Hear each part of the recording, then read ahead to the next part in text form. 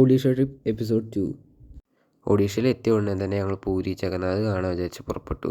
അപ്പോൾ പോന്നപ്പോൾ തന്നെ ഒരു വന്ദേ ഭാരതൊക്കെ കണ്ടു. എന്നിട്ട് ഞങ്ങൾ നേരെ പൂരി ജഗന്നാഥ് ടെമ്പിൾ കാണാൻ വേണ്ടിയിട്ടാണ് ഞങ്ങൾ ഇറങ്ങിയത്. റെയിൽവേ സ്റ്റേഷനൊക്കെ ഭയങ്കര തിരക്കായിരുന്നു. ഈ അമ്പലത്തിലേക്കായിരുന്നു കൂടുതൽ പേരും. അപ്പോൾ നടക്കാൻ കുറച്ച് അധികം ഉണ്ടായിരുന്നു. ഓട്ടോറിക്ഷയ്ക്ക് പോയിട്ട് എന്നിട്ട് അവിടെ നിന്ന് കുറച്ച് നടക്കുക ചെയ്തത് ഞങ്ങൾ. അപ്പോൾ അവിടെ പോയി കഴിഞ്ഞാൽ അമ്പലത്തിൻ്റെ അകത്തേക്ക് ഫോണൊന്നും പ്രവേശിക്കാൻ പറ്റില്ല. അപ്പോൾ ഫോണൊക്കെ ഞങ്ങൾ ലോക്കറിലൊക്കെ ആക്കി, ക്യാമറയും കയറ്റില്ല പറഞ്ഞു. അപ്പോൾ ക്യാമറയും ഒക്കെ അതിൻ്റെ അകത്താക്കി.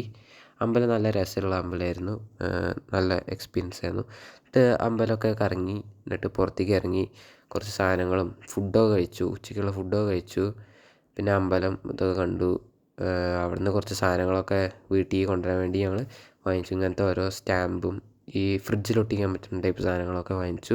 എന്നിട്ട് ആ സ്ട്രീറ്റ് കൂടെ പുറത്തേക്ക് പോയിട്ട് ഞങ്ങൾക്ക് നേരെ ഓട്ടോറിക്ഷ കിട്ടി. എന്നിട്ട് അവിടെ നിന്ന് ഞങ്ങൾ കൊണാർക്ക് സൺ ടെമ്പിൾ കാണാനാണ് നേരെ പോയത്.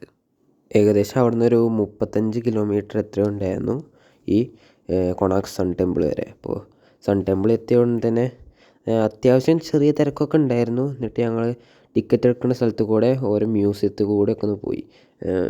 അത് വേറെ ടിക്കറ്റാണ് മ്യൂസിയത്തേക്ക്.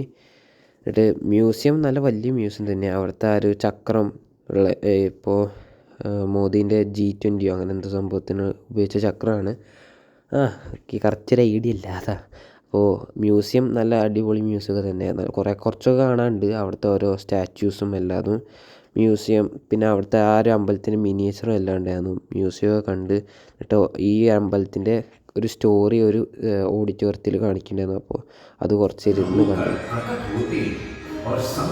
അതെല്ലാം കണ്ടതിന് ശേഷം ഞങ്ങൾ ഒരു ഗൈഡിനെ കിട്ടി. അപ്പോൾ ഗൈഡിനെയും വിളിച്ച് ഞങ്ങൾ പോയി. ഗൈഡ് ഉണ്ടെങ്കിൽ ഞങ്ങൾക്ക് ഡീറ്റെയിൽസൊക്കെ കറക്റ്റ് മനസ്സിലാവും, പിന്നെ മനസ്സിലാവും ചെയ്യും. കാരണം വെറുതെ അമ്പലം കണ്ടാൽ രസം ഉണ്ടാവില്ല.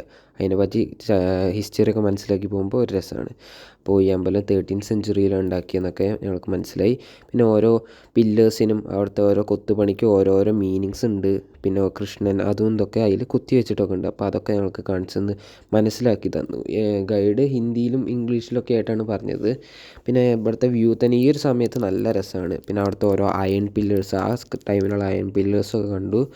എന്നിട്ട് ഏകദേശം ഒരു സമയപ്പോൾ അവിടെ നിന്ന് കുറച്ച് സാധനങ്ങളൊക്കെ വാങ്ങിച്ച് അതേപോലെ തിരിച്ചു പോന്നു. തിരിച്ച് ഞങ്ങൾ നേരെ ഓട്ടോറിക്ഷ വിളിച്ച് റെയിൽവേ സ്റ്റേഷനിൽ പോയിട്ട് ഞങ്ങൾ തിരിച്ച് ഹോട്ടലിലേക്ക് പോയി. എന്നാൽ ശരി.